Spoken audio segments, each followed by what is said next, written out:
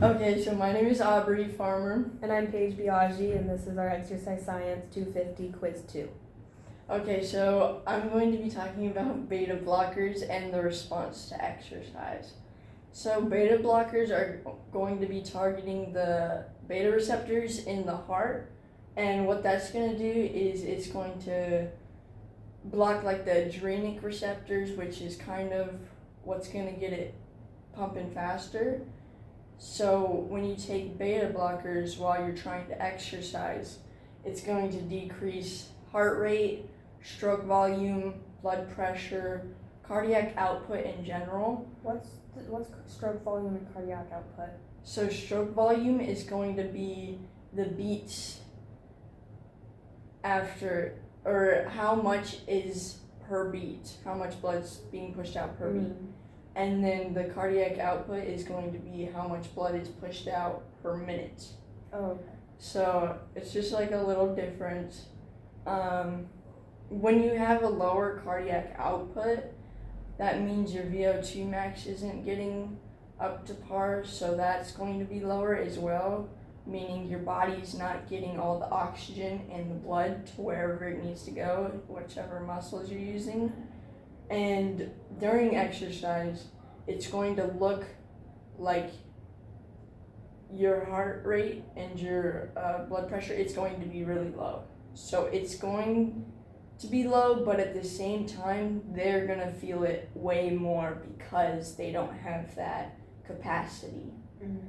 So, for example, like a 70-year-old,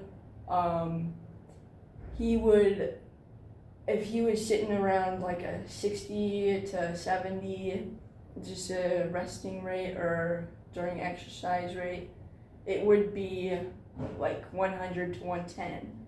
But originally, before the beta blockers, he'd be at like a 140. So there's a big difference. And when there's that big difference, we can't tell how he's feeling. So we're just going to have to communicate with them. And we're going to be using the RPE, or the rate of perceived exertion, instead of like 1 rep max.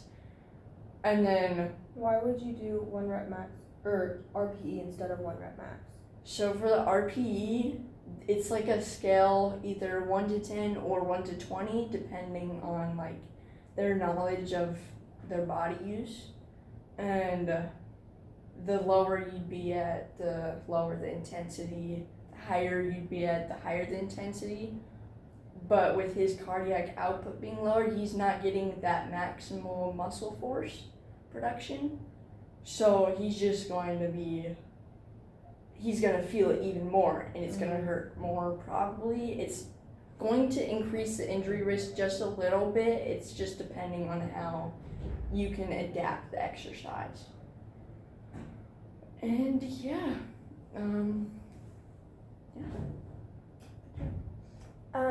I'm doing the phosphagen system and how to train it and how your body adapts to it. So the phosphagen system is like a high intensity exercise. It's like powerful. It generally lasts up to 6 seconds.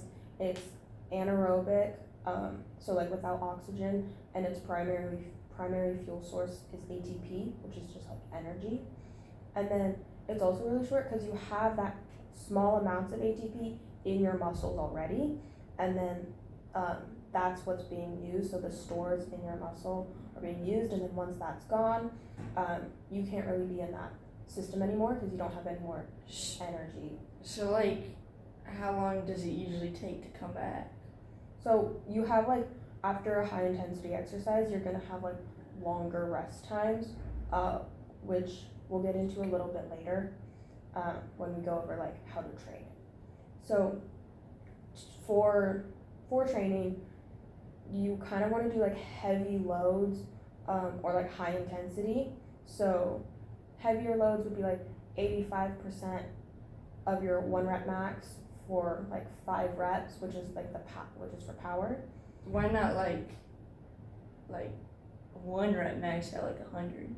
So the longer you're under tension or under load, the more like neural adaptations you'll have, and then also you'll have more strength gain from the longer time period that you're carrying that weight, which is why we go slightly less than your maximal, just so you can like use those muscles a little bit more.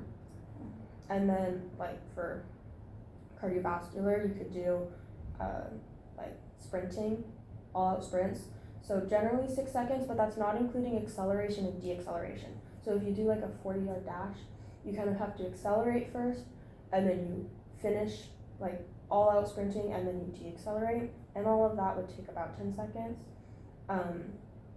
But as your body does that, because those stores go away, which like we were talking about, you have longer rest times, and then because it's the phosphagen system, and it's like power, you want like 1 to 12 ratio of exercise to rest.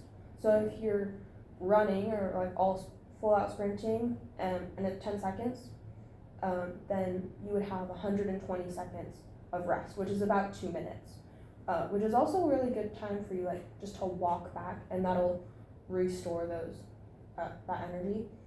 And then as like the adaptations, we talked about neural adaptations and strength gain, but your body will also adapt to replenishing those stores quicker, and then also being able to use them for a longer amount of time. You'll have a little bit more storage. Right. If that makes sense.